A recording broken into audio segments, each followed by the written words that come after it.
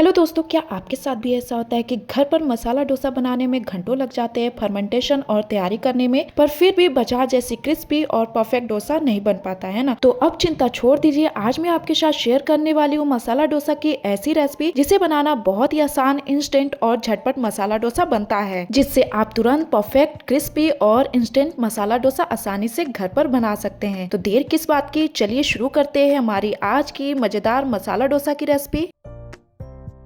तो डोसा के बैटर की तैयारी के लिए सबसे पहले एक मिक्सर जार लेंगे, फिर इसमें 1 कटोरी बारीक वाली सूजी डालेंगे, जिससे हमारा डोसा स्मूथ, झटपट और क्रिस्पी बनेगा। लेकिन अगर आप मोटी वाली सूजी का इस्तेमाल कर रहे हैं तो सबसे पहले उसे मिक्सर जार में डालकर एक बार बारीक पीस ले, ताकि उसमें दाने न रहे और डोसा क्रिस्पी बने। तो अब हम इसमें 1 बड़ा चम्मच बेसन डालेंगे, और नॉर्मल डोसा में भी तो हम थोड़ा चना दाल मिलाते हैं ना, तो बेसन डालने से कलर और फ्लेवर बहुत अच्छा आता है। फिर इसी के साथ 1 बड़ा चम्मच गेहूं का आटा डालेंगे, जो नॉर्मल रोटी बनाने में इस्तेमाल करते हैं। इससे हमारे डोसे को अच्छी बाइंडिंग मिलेगी और ये तवे पे आसानी से फैलेगा। इसी के साथ 1 कटोरी दही डालेंगे, जो मीडियम खट्टी हो। ध्यान रहे, दही ज्यादा खट्टी या एकदम मीठी नहीं होनी चाहिए। अगर दही में खटास ज्यादा होगी तो डोसा खट्टा बनेगा, और अगर दही मीठी होगी तो बैटर का फर्मेंटेशन ठीक से नहीं होगा। तो इसलिए इस बात का खास ध्यान दे कि 1 कटोरी सूजी के लिए 1 कटोरी दही होना जरूरी है। अब हम इसी कटोरी से 1/4 कप पानी डालेंगे, और बस अब जार का ढक्कन लगाएंगे और इसे ग्राइंड करेंगे, ताकि एक स्मूथ और गाढ़ा बैटर तैयार हो। और ग्राइंड करने से बैटर में कोई गाढ़ भी नहीं बनता है। तो जैसा कि आप देख सकते हैं कि मैंने इसे ग्राइंड कर लिया है,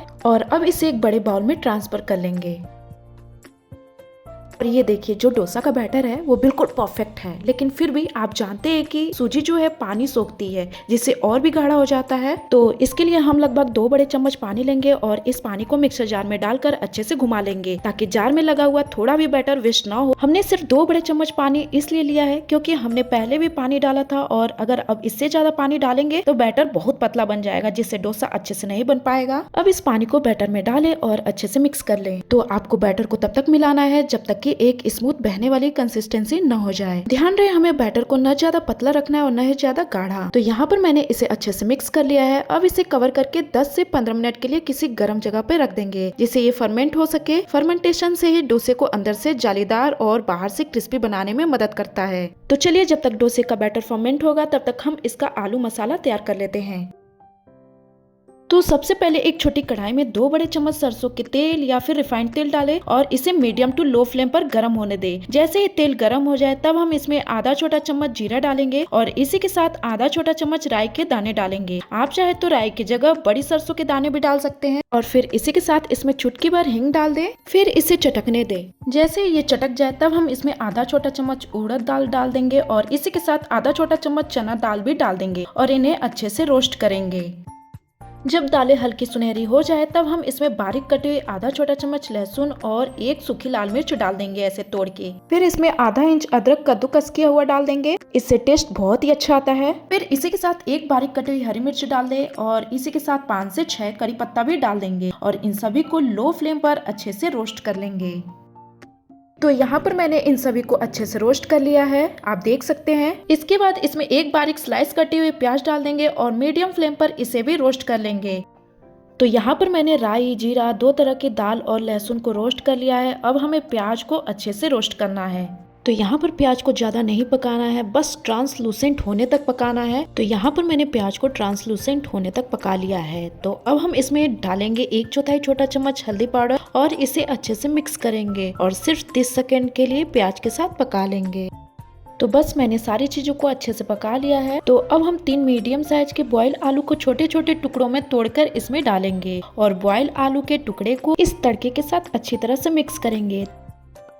तो यहाँ पर मैंने इसे अच्छे से मिक्स कर लिया है। तो अब बारी आती है मसालों की। तो गैस का फ्लेम लो कर देंगे, और अब हम इसमें आधा छोटा चम्मच धनिया पाउडर डालेंगे। इसी के साथ 1/3 छोटा चम्मच जीरा पाउडर डालेंगे। फिर इसमें हम आधा छोटा चम्मच गरम मसाला डालेंगे, फिर स्वाद अनुसार नमक डालेंगे, और इसी के साथ आधा छोटा चम्मच आमचूर पाउडर या चाट मसाला डालेंगे। और अब इन सभी मसालों को उबले हुए आलू के साथ अच्छे से मिक्स करके मीडियम टू लो फ्लेम पर लगातार चलाते हुए 2 मिनट तक भूनेंगे। तो जैसा कि आप देख सकते हैं कि मैंने आलू को थोड़े बड़े साइज में टुकड़े किए थे, इसलिए मैं इसे अब स्पैचुला से छोटे छोटे टुकड़े में मैश कर रही हूँ, और मसालों को आलू के साथ अच्छे से भून रही हूँ। तो यहाँ पर मैंने आलू को मैश करते हुए मसालों को आलू के साथ अच्छे से भून लिया है। मैश होने के बाद इसमें हम 3 से 4 बड़े चम्मच पानी डालेंगे और अच्छे से मिक्स कर लेंगे ताकि मसालों में हल्की सी नमी आ जाए। पानी डालने से मसाला हल्का गीला और डोसे में भरने लायक होगा। तो ये अब टेस्टी का आलू मसाला तैयार है। तो अब गैस को बंद कर देंगे और इसे कवर करके 5 मिनट के लिए ऐसे ही छोड़ देंगे ताकि ये हल्का सा ठंडा हो जाए।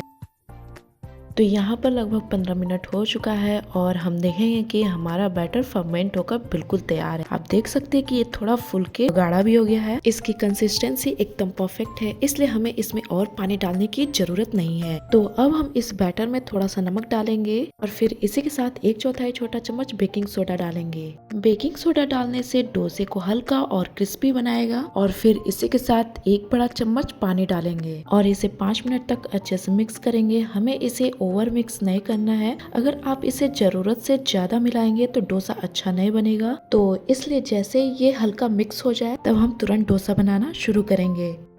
तो अब डोसा बनाने के लिए सबसे पहले एक नॉन स्टिक तवा लेंगे और तवे को मीडियम फ्लेम पर गर्म होने देंगे। जब तवा गर्म हो जाए तो ऐसे तवे पर पानी के छींटे देंगे। आप देखेंगे कि तवे पर पानी नाच रहा है, इसका मतलब है कि तवे का तापमान एकदम सही है। यहाँ छींटे देने का मतलब है कि हमें डोसा फैलाने के लिए तवे को ठंडा करना होता है ताकि बैटर तुरंत न चिपके और आसानी से फैल सके। तो इस पानी को एक कॉटन के कपड़े से साफ कर लेंगे और बैटर फैलाने से पहले गैस का फ्लेम एकदम लो कर देंगे। तो अब आधी कलछी डोसा का बैटर लेंगे और तवे के बिल्कुल बीच सेंटर में डालकर इसे कलछी से गोल गोल स्प्रेड करते हुए बाहर की तरफ पतला फैलाएंगे। ध्यान दें, अगर आप बैटर को मोटा फैलाएंगे तो डोसा क्रिस्पी नहीं बनेगा। तो अब इसे मीडियम फ्लेम पर सिकने देंगे और आप देख सकते हैं कि कैसे बिल्कुल ऊपर वाले हिस्से पे छोटे छोटे जालीदार यानी कि डोसा अच्छा बनेगा, होल्स बन रहे हैं। तो जैसे ही ऊपरी परत सूख जाए तब हम इस पर 1 चम्मच तेल इसके ऊपर चारों ओर फैला देंगे। तो डोसे को मीडियम फ्लेम पर तब तक सेकेंगे जब तक कि उसका रंग सुनहरा भूरा न हो जाए और किनारे अपने आप तवे को छोड़ने न लगे। आप देख सकते हैं कि डोसे की सतह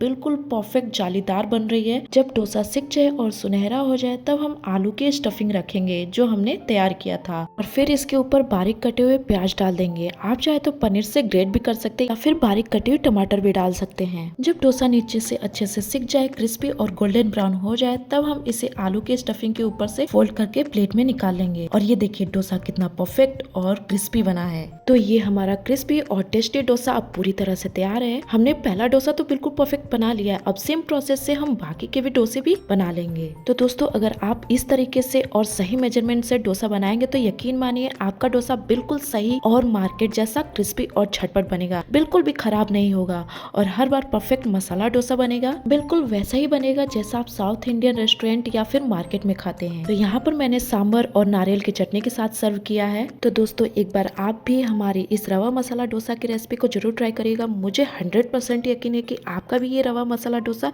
हर बार बिल्कुल परफेक्ट बनेगा। तो दोस्तों, ये था हमारा झटपट रवा मसाला डोसा की रेसिपी। आपको ये सूजी का डोसा बनाने का तरीका और हमारी रेसिपी आपको कैसे लगी ये मुझे कमेंट में जरूर बताइएगा। अगर आपको ये रवा मसाला डोसा बनाने का तरीका और हमारी रेसिपी पसंद आई हो तो मेरे वीडियो को लाइक, शेयर और चैनल को सब्सक्राइब करना मत भूलिएगा। जल्द ही मिलते एक नए और इजी रेसिपी के साथ, तब तक के लिए bye bye, take care and